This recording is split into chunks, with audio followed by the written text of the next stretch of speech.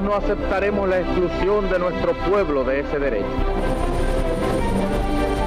Mr. Gorbachev, tear down this wall.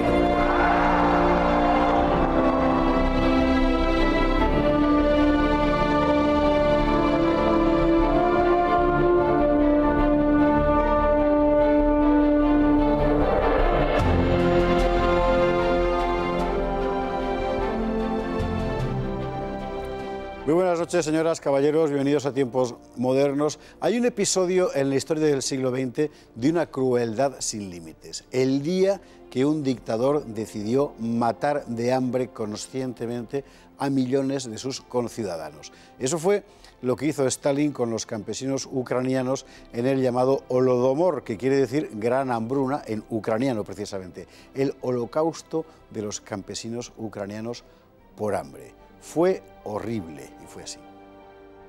Dentro de aquella gigantesca carnicería que fue el comunismo de Stalin en la Unión Soviética, uno de los episodios más crueles fue el exterminio de hambre de millones de campesinos ucranianos. Es el llamado Holodomor, término que en ucraniano significa precisamente gran hambre. Todo comenzó en el invierno de 1932 y 1933. Stalin había impuesto la colectivización de las tierras, la expropiación de todos los campos y el control estatal absoluto sobre todos los cultivos y todas las cosechas. Como, además, el plan de Stalin era acelerar la industrialización, las cosechas eran trasladadas inmediatamente desde el campo a las ciudades, dejando a los campesinos en la ruina. Naturalmente, los campesinos, tanto grandes como pequeños, se opusieron a algo que en la práctica venía a ser un nuevo tipo de servidumbre. La oposición fue particularmente aguda en Ucrania, la mayor productora de cereal del país. En respuesta, Stalin firmó el 22 de enero de 1933 un documento que facultaba al Ejército Rojo para incautarse por la fuerza de todas las cosechas. Casa por casa, granja por granja, todo el grano acumulado por los campesinos ucranianos fue requisado. Y con el grano, todo lo demás. Pronto los ucranianos no tuvieron literalmente nada que comer. Desesperados, no faltaron los casos de canibalismo. La carestía trajo el hambre y el hambre las enfermedades. En pocos meses, millones de ucranianos murieron. ¿Cuántos? Los cálculos más tímidos hablan de 2 millones de muertos. Los más amplios elevan la cifra a un mínimo de 5 millones.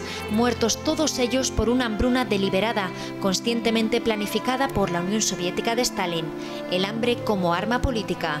En 2008, el Parlamento ucraniano lo declaró formalmente como un genocidio. La Unión Europea lo ha reconocido como crimen de lesa humanidad. Eso fue el Holodomor, el holocausto ucraniano. Fernando Paz, buenas noches. Muy buenas noches. No hay palabras que no sean malsonantes para definir esta salvajada. Sí, efectivamente, una salvajada, podemos decir, por la forma en la que se perpetró, casi única, si no hubiera sido porque ya se ensayó algo de esto anteriormente en la propia guerra civil rusa y porque era algo que el propio Lenin había comprendido desde muy temprana fecha, desde que él viera en época prerevolucionaria como una gran hambruna que se llevó aproximadamente a 500.000 de muertos por delante, dijo Lenin, servía para disciplinar a las poblaciones y les quitaba, decía, el respeto y el amor por Dios y por el zar. ¿no? Literalmente. Y Lenin sacó de ahí muchas enseñanzas, a partir de las cuales la praxis comunista ha demostrado que ha aprendido mucho en ese terreno, porque han sido auténticos maestros en administrar el hambre. Sí, como arma política. Luego en China lo veremos, pero en fin, eso será en otro programa. Vamos a poner el contexto político. Aquí vimos hace unos pocos días cómo Stalin modificaba la política económica de Lenin, acentuaba los rasgos comunistas, por tanto el Estado pasaba a tener absolutamente todo el control sobre todo. Eso incluía el grano de los campesinos, no solo porque su propiedad, la propiedad de su producción se les incautara, sino porque además se la llevaban a aquellos lugares donde Stalin quería favorecer particularmente el desarrollo y la población. Como los campesinos se negaron, se lo llevó todo. Claro, el origen del Holodomor está en la decisión de la colectivización forzada. Y realmente este episodio es un episodio que retrata mucho cuál era la relación entre el partido y Stalin. Fue el partido el que presionó a Stalin para abandonar la NEP.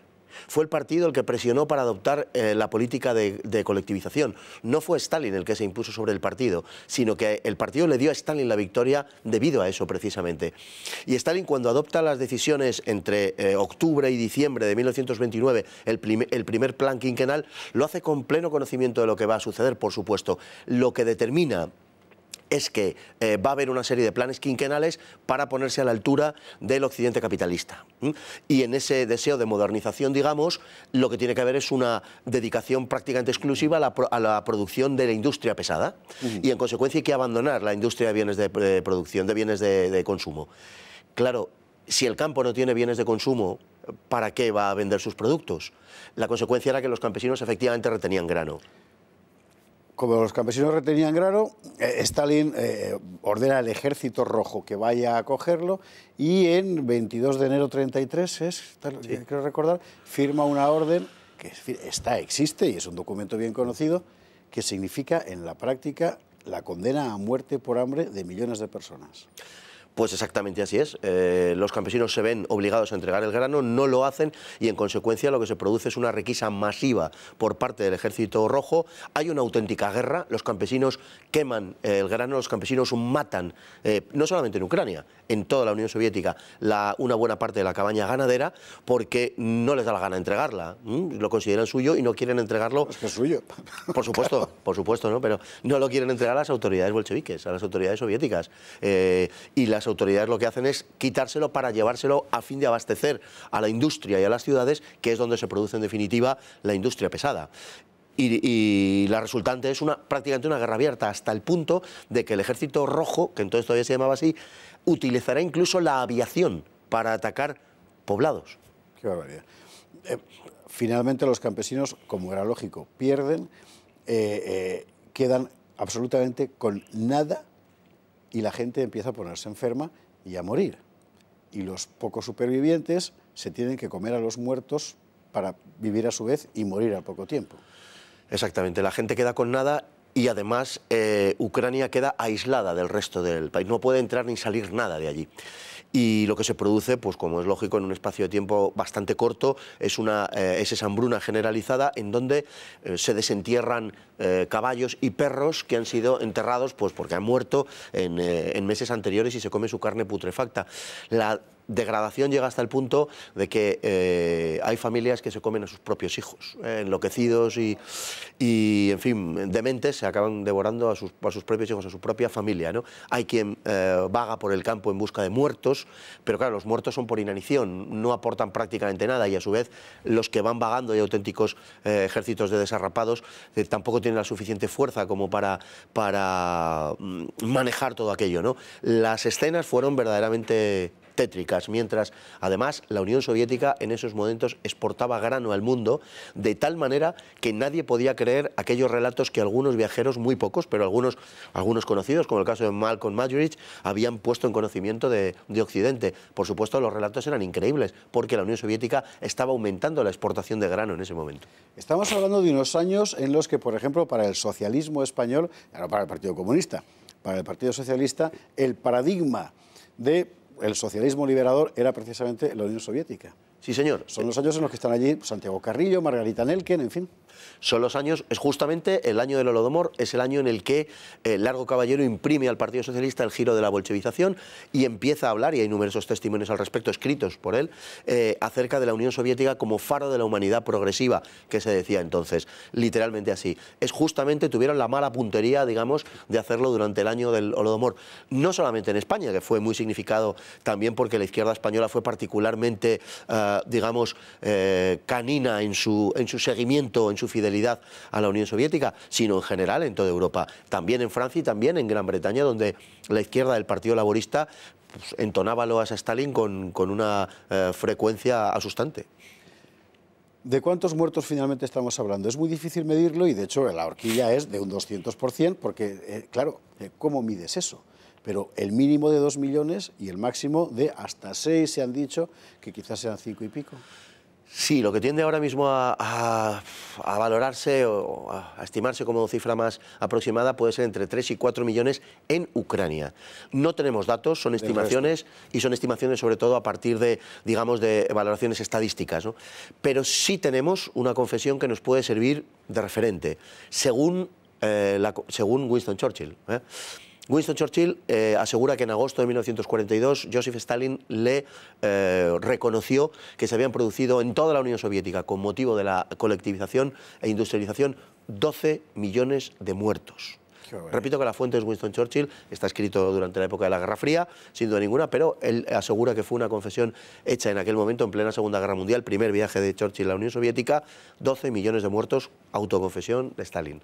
Es absolutamente demencial. Hay que recordar que estamos hablando de la parte de Ucrania que corresponde a lo que hoy es el oeste de Ucrania, porque el actual este de Ucrania fue incorporado después, en tiempos de Nikita Khrushchev, que sí, así es, ¿no? Quedó casi despoblada, una región inmensa que había sido el granero de Europa, a consecuencia de aquello.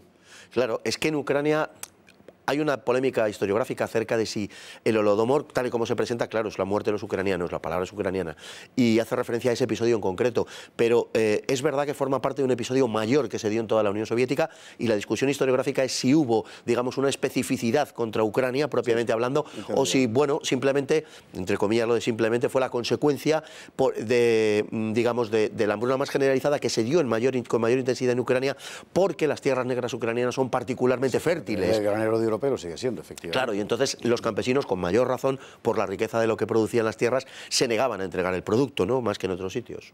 Desde el punto de vista económico, ¿la colectivización al final salió bien? Desde el punto de vista económico, la colectivización fue bastante desastrosa, pero es verdad que finalmente sí sirvió al objetivo de proveer a la Unión Soviética de lo que necesitaba. Ahora bien, todo parece apuntar a que el conjunto de la producción no despegó en relación a lo que estaba pasando en otros lugares del mundo, sobre todo en la agricultura norteamericana, y por comparación podemos decir que no sale bien parado, desde luego que no. Muy pocos años después, un ejército extranjero, alemán, invadirá la Unión Soviética y en Ucrania será acogido con los brazos abiertos por los ucranianos por razones perfectamente comprensibles, en una polémica que aún hoy dura, por cierto. Sí, señor. Los ucranianos sufrieron luego una segunda depuración después de la evacuación de los alemanes en 1943-44, el abandono de Ucrania, precisamente por esa razón, porque Ucrania, junto a los países bálticos y en menor medida Bielorrusia, y sobre todo el Cáucaso, dio una cantidad de colaboracionistas, de una cantidad de personas que se pusieron del lado de los alemanes, que a los bolcheviques lógicamente no podía sino molestarles, ¿no? Bien es cierto que la ocupación alemana fue también de tal tipo que hizo que los ucranianos terminaran arrepintiéndose de ese apoyo a las tropas alemanas. Pero el gravísimo error alemán de encontrar una población que te acoge como libertador y conseguir convertirte en su amo despótico. Es una cosa absoluta. Una cosa increíble, verdaderamente increíble. Ya contaremos. Les recibían con el pan y la sal a las tropas de la Wehrmacht, con el pan y la sal, que es el símbolo ucraniano de la bienvenida, ¿no? Y acabaron, en fin. Pero bueno, esto es otra historia que también contaremos aquí en Tiempos Modernos. Hoy se trataba de eso, de contar ese episodio terrible de una crueldad sin límites que no fue el único en la historia del comunismo, Fernando Paz, porque en China veremos unos cuantos años después cosas aún peores. Mucho peores. Mucho peores. Sí. Y que también contaremos aquí, donde estamos contando lo que nadie más cuenta, pero que pasó de verdad, y por eso queremos contar. Muchas gracias por estar con nosotros una noche más. Buenas noches.